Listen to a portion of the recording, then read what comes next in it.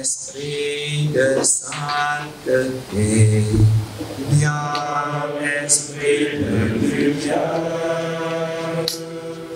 viens esprit de cœur, viens nous embrasser.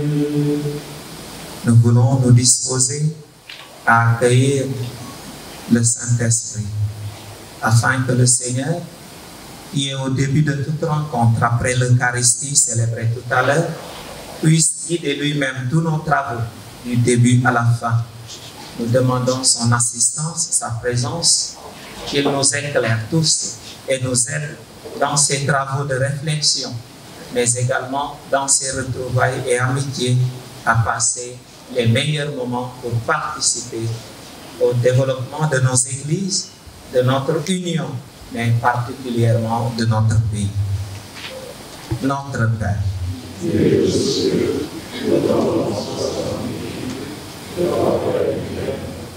ta volonté soit faite sur la terre comme au ciel. Donne-nous aujourd'hui notre pain de ce jour. Pardonne-nous nos offenses, comme nous pardonnons aussi à ceux qui nous ont offensés. Et ne nous laisse pas entrer en tentation, mais délivre-nous du mal. Je vous salue Marie. Pleine de grâce, tout le Seigneur est avec vous. Vous êtes bénie entre toutes les femmes, et Jésus, le fruit de vos entrailles, Sainte Marie, Mère de Dieu, priez pour nos pauvres pécheurs, maintenant et à l'heure de notre mort. Amen. Gloire au Père, au Fils et au Saint-Esprit.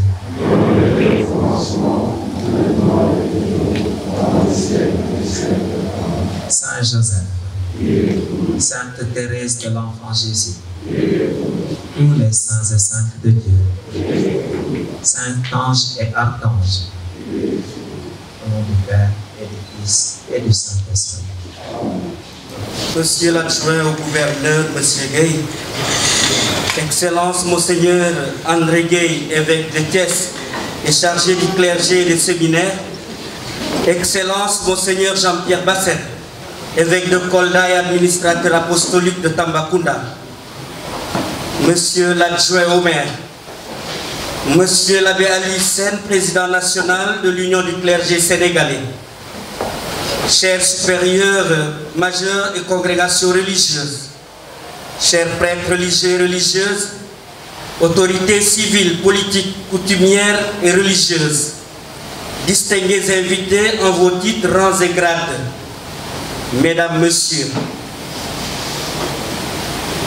je vous souhaite la bienvenue dans cette salle pour la cérémonie d'ouverture où prendront la parole Monsieur le maire qui nous accueille dans sa commune, Monsieur le président de l'Union du clergé sénégalais de Kolda, Monsieur le président de l'Union du clergé sénégalais national, Monseigneur Jean-Pierre Bassène, évêque de Kolda et administrateur apostolique de Tambacounda, Monsieur le gouverneur de la région, représenté par son adjoint, et enfin, Monseigneur André Gay, évêque de Thiès, évêque chargé du clergé et des séminaires, qui lui prendra la parole enfin pour déclarer ouverte cette session de la 44e Assemblée générale ici à Kolda de l'Union du clergé sénégalais. Il se tiendra du 13 au 16 septembre et dont le thème est investissement et croissance économique au Sénégal, défis, enjeux et opportunités pour l'entrepreneuriat. Ce thème sera partagé par des experts, l'un François-Joseph Cabral et l'autre Barthélémy Faye. On aura le temps de les présenter. Après cela, je vous fais parvenir les messages de nos pères évêques. D'abord, le message de Monseigneur Michael Bana, nonce apostolique. Il dit qu'il aurait bien voulu, comme les années précédentes, être des nôtres à cette importante session. Malheureusement, il ne peut pas répondre favorablement à cette invitation. Il propose aussi, après cette lettre, des réflexions sur la lettre encyclique du pape François, Fratelli Tutti. Je vous en lis juste la conclusion de son discours, de son message, qui en fait résume ce qu'il nous dit comme enseignement. Le reste sera dans le document final. Il nous dit, comme vous pouvez le constater, le pape François propose un modèle pour une nouvelle approche en matière d'économie politique. Une approche qui encourage la solidarité par le biais d'entreprises coopératives et d'investissements publics dans l'écologisation de l'économie. Une économie qui est ouverte et inclusive parce qu'elle a une portée internationale et qui répond de manière significative à celle de nos sociétés qui sont trop souvent reléguées aux marges et négligées. Ce serait une plateforme transformatrice qui pourrait rassembler les gens et dissiper l'anxiété économique qui a conduit au sentiment actuel de conflit et de démagogie. Au long des discussions sur investissement et croissance économique au Sénégal, défis, enjeux et opportunités pour l'entrepreneuriat, il ne reste plus que les composants de l'Union du clergé sénégalais à répondre à l'appel à l'action si habilement articulé par le pape François. Merci de votre attention, Monseigneur Michael Bana, nonce apostolique. Monseigneur Benjamin Ndiaye, archevêque de Dakar, nous envoie lui aussi un message. Il nous transmet ses salutations fraternelles avec l'assurance de sa communion et de sa prière en ces temps difficiles, encore marqués par la pandémie du Covid-19. Il salue le souci de l'union du clergé sénégalais pour la sécurité économique du clergé, pour s'ouvrir à la vie concrète de nos églises particulières et de notre pays, dont nous sommes pleinement solidaires. Il invoque le soutien et la protection de Saint-Joseph pour qu'il nous aide à nous mettre à son école par la prière et le travail afin de bien assumer notre mission d'aujourd'hui. Monseigneur Benjamin Ndiaye, archevêque de Dakar. Nous avons aussi reçu le message de Monseigneur Ernest Sambou, évêque de Saint-Louis. Monseigneur Ernest Sambou est heureux de saluer les membres de l'Union du clergé sénégalais, membres présents comme absents. Il ressent comme une espérance pour l'investissement et la croissance économique pour notre pays, le Sénégal. Pour notre union du clergé, dit-il, engageons-nous avec tous les Sénégalais à relever les défis et enjeux de notre économie dans une nouveauté et un élan dynamique pour un développement humain intégral. Monseigneur Ernest Sambou, évêque de Saint-Louis. Voici les messages que nous avons reçus de nos pères évêques, qui seront complétés par nos pères évêques ici présents, que sont Monseigneur Jean-Pierre Bassène et Monseigneur André Gueye. Nous passons à présent aux allocutions pour cette ouverture. D'abord, Monsieur le maire,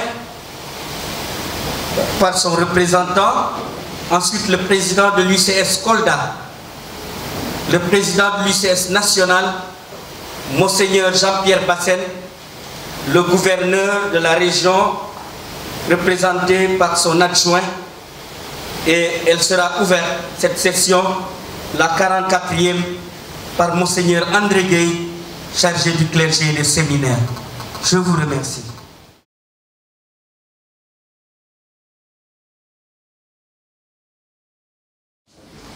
Monseigneur André Gueye, président commission épiscopal, clergé et séminaire, Monseigneur Jean-Pierre Bassène, évêque de Kolda,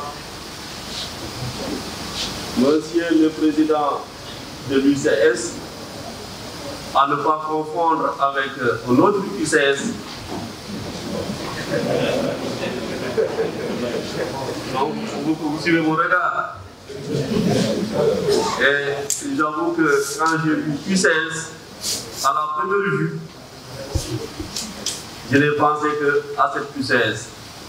Heureusement que ce n'est pas ça. Mesdames et messieurs, chers participants et participantes, délégation venue de tous bords du Sénégal, messieurs les hommes de la presse, je suis là à ma qualité de directeur de cabinet du ministre-maire Abdoulaye Bibi Baldé, directeur général de la Poste, mais également au nom de toutes les institutions municipales et des populations de Kolda, pour vous dire et souhaiter la bienvenue à toutes et à tous. J'espère que toutes les délégations sont bien arrivées et bien logées. En tout cas, c'est le vœu du maire Abdoulaye Bibi Baldé. Que les étrangers qui nous viennent d'ailleurs soient bien traités ici dans la commune de Kolda. Monseigneur, nous sommes très ravis, très honorés par le choix de la commune de Kolda. Il y en a à suffisance au Sénégal, mais cette année le regard est porté sur la commune de Kolda. Soyez-en remerciés au nom du maire. La 44e Assemblée générale de l'Union du clergé sénégalais, qui se tient aujourd'hui dans cette salle de ce genre, est une édition extrêmement importante pour l'Union. Et le thème choisi le corrobore en ce moment qui court, parce que nous avons tous constaté que la pandémie est venue bloquer l'élan de croissance tant espéré qui était en cours d'ailleurs. Alors, quand le clergé, en ces moments, de discuter de la situation économique pour voir quel apport y apporter, quelle solution y apporter, nous ne pouvons qu'encourager. En tout cas, au niveau local, la commune de Kolda en a fort besoin parce que nous avons un sérieux besoin de recouvrement de nos recettes, faute d'activité économique d'envergure. Donc, nous attendons avec beaucoup d'intérêt les conclusions de cet atelier, qui très certainement participera à booster les recettes de la commune de Kolda, en particulier et celles du Sénégal en général. Donc, se dire combien cet atelier nous tient à cœur. C'est pourquoi d'ailleurs le maire a tenu à envoyer un représentant, bien qu'il devrait être là, mais malheureusement, pour faute de calendrier d'agenda chevauché, il n'a pas pu faire le déplacement lui-même et venir assister. Mais rassurez-vous que ce n'est pas sa personne qui est importante, c'est la présence de l'institution. Voilà, mesdames et messieurs, les quelques mots que je voulais placer en son nom, tout en vous souhaitant plein succès à cette rencontre. Je vous remercie. Autorités civiles, politiques, coutumières et religieuses, distingués invités, en vos titres, rangs et grades. Mesdames et messieurs, c'est avec plaisir que je prends la parole au nom de l'Union diocésaine de Kolda pour souhaiter la bienvenue à cette assemblée composée essentiellement de prêtres. Un souhait de bienvenue qui vient prolonger les multiples gestes d'accueil des confrères de différentes délégations. Nous pensons à tous ceux qui auraient bien voulu être là et n'ont pas pu à cause de la maladie, la pandémie à Covid-19 qui perturbe encore nos habitudes. Nous savons bien que ces moments sont pour nous des moments de fraternité et de communion. C'est pourquoi à l'occasion, nous saluons la présence de tous les confrères des diocèses de Dakar, de Thiès, de Kaolack, de Ziguinchor, de Tambacounda et de Saint-Louis. Nous saluons aussi la présence de nos évêques qui, malgré le calendrier chargé, ont tenu à rehausser la cérémonie. Nous nous réjouissons de la présence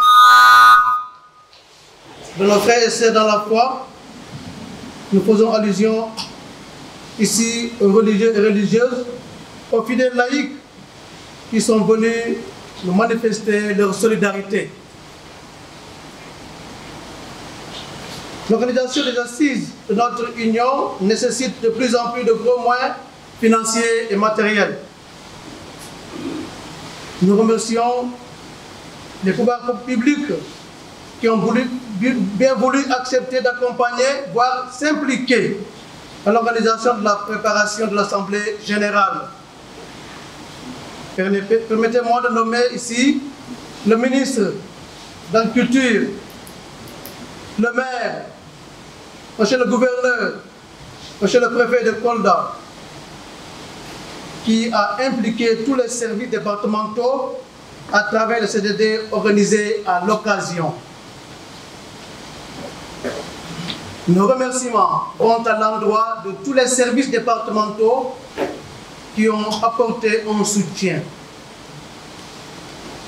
L'hydraulique, Sénélec, les forces de police, les forces de la sécurité de proximité, la région médicale, Sen'Eau et la presse. Nous ne saurions terminer sans remercier la Vision mondiale, la coordination des unions diocésaines des associations féminines catholiques du Sénégal, l'Union diocésaine des associations féminines catholiques de Kolda, la Caritas diocésaine de Kolda, monsieur de la 5e famille, monsieur Olivier Boukal, le colonel commandant militaire de la zone 6, le capitaine commandant de la compagnie de gendarmerie de Kolda, le colonel commandant de la subdivision des douanes de Kolda, le commandant de la brigade de la douane de Vélingara, les confrères du presbytérium de Kolda et toutes les personnes qui ont participé de près ou de loin à la préparation de l'Assemblée. À tous, nous réitérons notre profonde gratitude. Que le Seigneur, par l'intercession de Sainte Thérèse de l'Enfant Jésus, patronne des missions, nous donne de passer de bons moments de réflexion et de partage. Je vous remercie de votre aimable attention. Mesdames, Messieurs, le temps s'est encore égrené avec l'autorité qui est la sienne et nous voici aux Assises nationales de la 44e Assemblée générale de l'Union du clergé sénégalais. En cet instant solennel d'ouverture des présentes assises, si nous devons être animés par des sentiments, c'est bien d'abord celui d'être habité par une même volonté de poursuivre l'élan qui nous meut et nous rassemble lorsqu'il s'agit de l'Église et de la société. C'est ensuite d'être ensemble, capables de transcender les pesanteurs de tout ordre et les divergences pour nous accorder sur ce qui apparaît profondément essentiel. C'est enfin celui d'être toujours prêt à faire prévaloir les valeurs évangéliques pour sauvegarder cette volonté commune de vivre ensemble, en d'autres termes, pour préserver l'unité, communion, la charité et le service. Avec les membres du Bureau national de l'Union du clergé sénégalais et du clergé diocésain de Kolda, je suis heureux d'être avec vous ce matin. Je vous salue tous fraternellement. Et je voudrais en même temps que cette rencontre soit une prière, une action de grâce pour la joie et l'amour qui nous animent dans l'accomplissement de nos devoirs quotidiens. Oui, la capacité de prier, d'aimer, de travailler et de vivre selon le dessein de Dieu est signe d'une bonne santé. Or, cette pandémie Covid-19 a plus ou moins éclaboussé et affecté ces dimensions essentielles de la vie.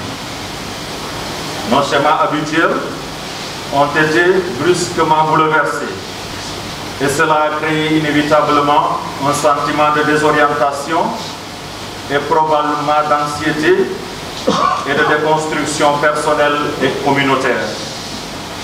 De plus, cette pandémie a dévoilé et encore un grand sentiment de vulnérabilité collective.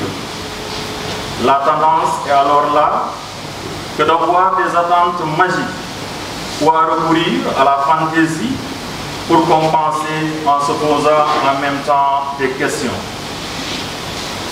Mes chers amis, mesdames, messieurs, cette année, au Conseil national de décembre dernier à Kaolack, nous proposions comme visée annuelle de se doter d'une stratégie et d'une planification financière ouvrant indubitablement à l'investissement. L'UCS avait et a encore l'ambition de mieux articuler les interventions de l'ensemble des acteurs institutionnels, que sont certainement les financiers de nos différents diocèses et structures, afin de favoriser une synergie d'action par l'interdiocésaine et la mutualisation des moyens. L'Assemblée de Kolda, la 44e, voudrait justement aider à voir clair pour mieux préserver, voire favoriser l'autre versant de la gestion prévisionnelle de l'avenir, à savoir la mobilisation et le développement des ressources afférentes. Investissement et croissance économique au Sénégal, défis, enjeux et opportunités pour l'entrepreneuriat. Comme vous le savez, l'entrepreneuriat correspond aujourd'hui à un risque à prendre, à un défi à relever, un objectif posé au prisme de l'investissement et de la croissance. Cette vision permet de comprendre, entre autres, le profit en tant que recherche de la voie et recherche du profit économique. Or, l'économie doublée de nécessité, restant le centre et la visée principale de l'entrepreneuriat, a souvent entraîné la dépréciation de l'homme et créé de nouvelles formes d'esclavage qui ont amené l'Église catholique à réfléchir et à proposer un code de conduite que nous appelons la doctrine sociale de l'Église. Il s'agit en effet d'une recherche de la justice sociale avec une prise en compte de l'homme pour le développement du bien commun. Le principe conducteur étant celui-ci: l'intérêt commun sert l'intérêt de chacun. En définitive, nous voulons non seulement connaître, mais aussi et surtout comprendre les mécanismes du principe d'entreprendre. Et pour cela, il sied de comprendre que l'entrepreneur est la force motrice à l'origine des faits économiques, qui se base bien entendu sur une puissance. Avoir une vision de l'avenir préférable à celle actuelle au regard de la volonté de Dieu. Accepter que l'entrepreneur développe une vision aussi qu'une stratégie pour une croissance économique. Valoriser l'entrepreneuriat selon le dessein de Dieu. Il s'agit aussi pour nous de revisiter la vision chrétienne de l'éthique de l'entrepreneuriat. Pourquoi et comment entreprendre en tant que chrétien? Être un créateur de richesse pour la gloire de Dieu. Entrepreneuriat au regard des contraintes du terrain missionnaire. Le réalisme du terrain missionnaire face à l'entrepreneuriat. L'entrepreneuriat comme réponse aux contraintes du terrain missionnaire. Il est vrai que notre engagement missionnaire peut ressembler à un engagement dans le désert. Toutefois, dans le désert, on peut toujours tomber sur une oasis. C'est pourquoi, quand bien même les idées sont des graines qui ne dorment que pour mieux pousser, rappelons-nous que chaque entrepreneur ou chaque entreprise doit servir à conquérir la dignité humaine. Pour finir, en vous remerciant et vous félicitant pour tous vos engagements, en tant que témoins privilégiés de ces signes des temps, en Église comme en société, nous sommes venus pour réfléchir. Partageons face à cette réalité sans susciter de la peur ni du désespoir. Rappelons-nous simplement que l'efficacité, l'organisation, comprise de manière purement humaine, ne peuvent régir nos décisions. Nous devons apprendre à faire place à l'Esprit Saint dans notre gouvernement et dans nos projets. Je vous remercie pour votre aimable attention. Mesdames et messieurs,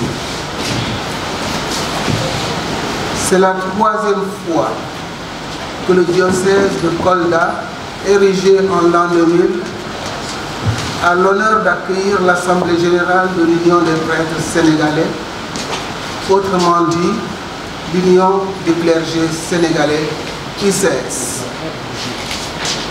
C'était en 2006, puis en 2013. Soyez tous, chers membres de l'UCS, les bienvenus à Kolda, au cœur du Fouladou. Et vous, chers invités, soyez les bienvenus à la 44e Assemblée générale de l'UCS, qui a pour thème investissement et croissance économique au Sénégal, défis, enjeux et opportunités pour l'entrepreneuriat. Ce thème fait écho à l'Assemblée générale de Kolda 2013 qui, parlant de nouvelle évangélisation et ministère sacerdotal, s'adressait dans sa motion finale aux consacrés et aux fidèles laïcs, les exhortant à garder le dynamisme de leur foi dans leurs différentes communautés de vie, à persévérer dans l'effort pour un engagement de qualité dans le tissu socio-politique et économique sénégalais. Autant dire que si le prêtre sénégalais, homme de Dieu, est au service de la parole divine pour la vie du peuple, il s'intéresse aussi à son pain quotidien. Avec lui, il veut s'engager aux côtés de l'autorité régalienne de l'État et des autres agents de développement à chercher les moyens de gagner ce pain et de le bien gagner. La présente Assemblée générale, dont les fruits de la réflexion sont fort attendus de nous tous, et en particulier pour nous, Église diocésaine de Kolda, qui sommes en synode depuis le 26 janvier 2020, une opportunité pour enrichir nos échanges sur la recherche des voies et moyens de notre prise en charge économique, entre autres préoccupations contenues dans les linéamenta de notre synode. Heureuse coïncidence, voire providentielle, est aussi la récente annonce du pape d'un synode des évêques pour l'Église universelle sur le thème de la synodalité. Cette annonce est une opportunité perçue par nous comme un synode dans le synode, avec l'espoir d'en tirer le meilleur parti possible. Que Saint Joseph Ouvrier et Notre-Dame de Cana veillent sur nous pour une bonne et fructueuse assemblée générale. Je vous remercie.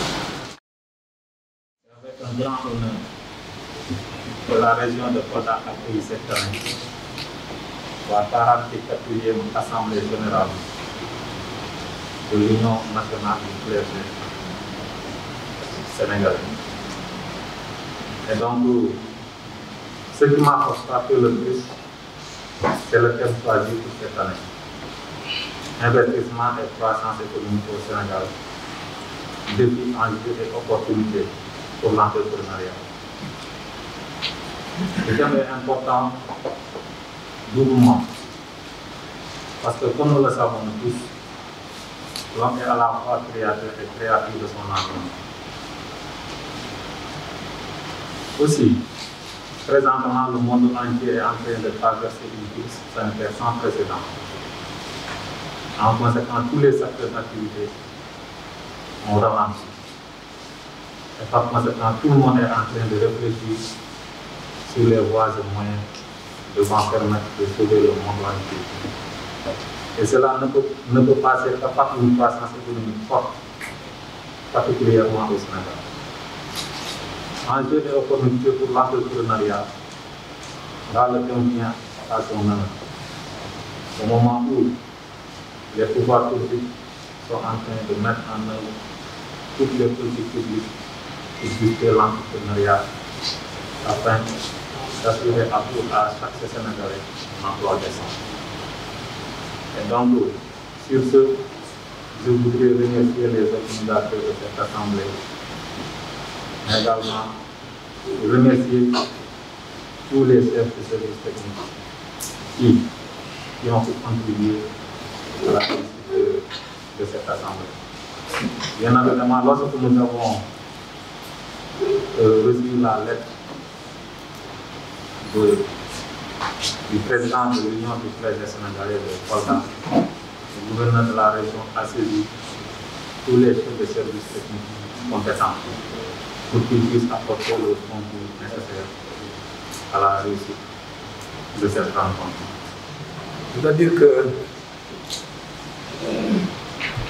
après avoir beaucoup hésité à faire le déplacement, pour quelques soucis, j'ai finalement résolu de me rendre présent, non seulement pour vous encourager au nom des évêques, mais pour profiter des débats et pour continuer la réflexion, Monsieur le Président, avec vous sur quelques points importants de la vie des prêtres diocésains dans nos différentes églises locales. Et bien sûr, je suis venu pour profiter de l'hospitalité de mon frère aîné, Monseigneur Bassel. Je viens seulement aujourd'hui, hier, de mettre le pied dans son effigie. Ce n'est pas normal. Merci Monseigneur de votre accueil. Je remercie les membres de l'Union de la juste compréhension de la situation de la pandémie qui nous impose de restreindre les participants par des délégations limitées. Je remercie et je félicite le Bureau national pour la capacité de réadaptation et pour le sens de l'inventivité. Après les messages que nous avons entendus, il ne me reste plus qu'à procéder à l'ouverture de cette session pour laisser la place à nos éminents experts choisis pour animer cette session. Mais je voudrais quand même adresser 2 ou 3 idées que m'inspire le thème. La première, c'est que par ce thème, l'UCS s'inscrit, comme le président l'a dit tout à l'heure, c'est pourquoi il est difficile de parler en dernière position, on répète des choses. Comme le président l'a dit, l'UCS s'inscrit dans la ligne de la doctrine sociale de l'Église, inaugurée, pourrait-on dire, depuis le pape Léon XIII, comme vous le savez pour tous, avec son encyclique Rerum Novarum de 1891, jusqu'au pape François, avec la dernière encyclique Fratelli Tutti, auquel le nonce fait beaucoup allusion dans son message. Nous aurons peut-être l'occasion de revisiter les passages importants que le nonce a soulignés, a proposé à notre réflexion. La deuxième idée, c'est que, ce faisant, l'UCS n'entend pas, certains n'entend pas ravir la responsabilité de ceux à qui il appartient, comme le dit le Concile, d'ordonner les réalités humaines selon la justice et la paix au service de l'homme. C'est la responsabilité d'abord de l'État. L'Église apporte sa contribution, et comme le dit le Concile, parce qu'elle est experte en humanité et non experte aux questions de développement économique.